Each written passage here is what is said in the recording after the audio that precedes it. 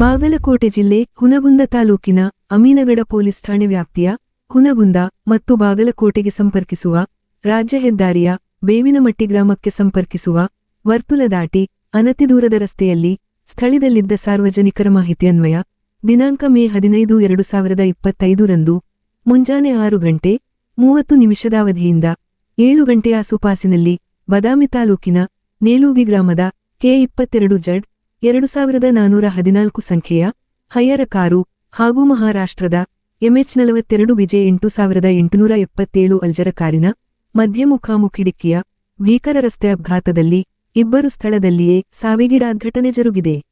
ಈ ಒಂದು ಘಟನಾ ಸ್ಥಳಕ್ಕೆ ಹುನಗುಂದ ತಾಲೂಕಾ ಉಸ್ತುವಾರಿ ಪೊಲೀಸ್ ವೃತ್ತ ನಿರೀಕ್ಷಕರಾದ ಕರಿಯಪ್ಪ ಬನ್ನಿ ಹಾಗೂ ಅಮೀನಗಡ ಪಟ್ಟಣದ ಪೊಲೀಸ್ ಠಾಣೆಯ ಪಿಎಸ್ಐಗಳಾದ ಜ್ಯೋತಿ ವಾಲಿಕರ ನೇತೃತ್ವದ ಪೊಲೀಸ್ ತಂಡವು ಆಗಮಿಸಿ ರಸ್ತೆ ಅಪಘಾತದ ಮಹಜರು ಪ್ರಕ್ರಿಯೆ ಹಾಗೂ ಪಂಚನಾಮೆ ಪ್ರಕ್ರಿಯೆ ಕೈಗೊಂಡು ಗಂಭೀರ ಗಾಯಾಳುಗಳನ್ನು ಜಿಲ್ಲಾ ಆಸ್ಪತ್ರೆಗೆ ಸಾಗಿಸಿದರೆ ಮೃತರ ಶವವನ್ನು ಮರಣೋತ್ತರ ಪರೀಕ್ಷೆಗೆ ಸಾಗಿಸಿದರು. ನಂತರ ರಸ್ತೆಯಲ್ಲಿರಭಸವಾಗಿ ಡಿಕ್ಕಿ ಹೊಡೆತಕ್ಕೆ ನಜ್ಜುಗುಜ್ಜಾದ ಕಾರನ್ನು ಜೆಸಿಬಿ ವಾಹನದ ಸಹಾಯದಿಂದ ರಸ್ತೆ ಬದಿಗೆ ತೆರವುಗೊಳಿಸಿ ಸುಗಮ ಸಂಚಾರಕ್ಕೆ ಅವಕಾಶ ಮಾಡಿದರು. ಏತನ್ಮಧ್ಯೆ ಈ ಒಂದು ದುರ್ಘಟನೆಯಲ್ಲಿ ಬದಾಮಿ ತಾಲೂಕಿನ ನೇಲೋಗಿ ಗ್ರಾಮದ ಕಾರಿನಲ್ಲಿದ್ದ 58 ವಯಸ್ಸಿನ ಶ್ರೀಮತಿ ಗಂಗಮ್ಮ ವೀರೇಶಾಂಗಡಿ ಹಾಗೂ ಇವರ ಮಗ 18 ವಯಸ್ಸಿನ ಸಂದೇಶ ವೀರೇಶಾಂಗಡಿ ಎಂಬುವರು ಸಾವಿಗೀಡಾದ ದುರ್ದೈವಿಗಳಾಗಿದ್ದಾರೆ.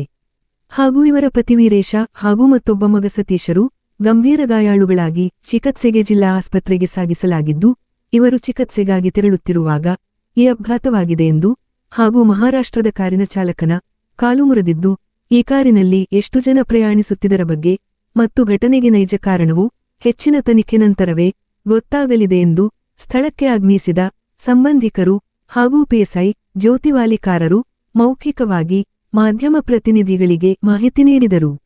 ಈ ಒಂದು ಘಟನಾ ಸ್ಥಳದಲ್ಲಿ ನೂರಾರು ಸಂಖ್ಯೆಯ ಸಾರ್ವಜನಿಕರು ಉಪಸ್ಥಿತರಿದ್ದರು. ಲೋಕನಾಯಕ Kannada news bureau reporter ಬೇವಿನಮಟ್ಟಿ ರಕ್ಕಸಿಗಿ.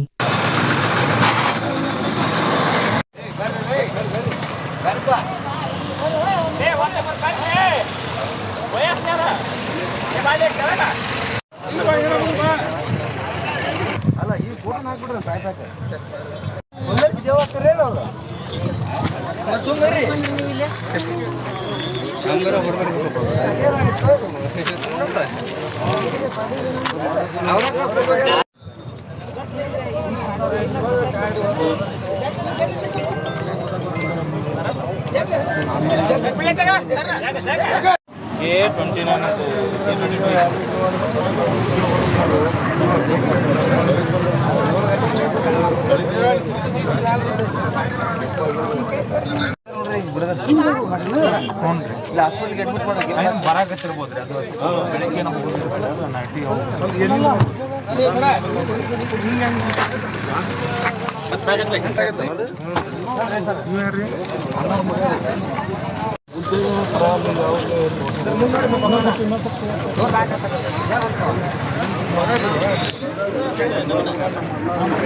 Lock ಆಗಿಬಿಟ್ರೆ ಒಳಗಡೆ 7 ಸರ್ ನಮ್ಗೆ ಅವಾಗ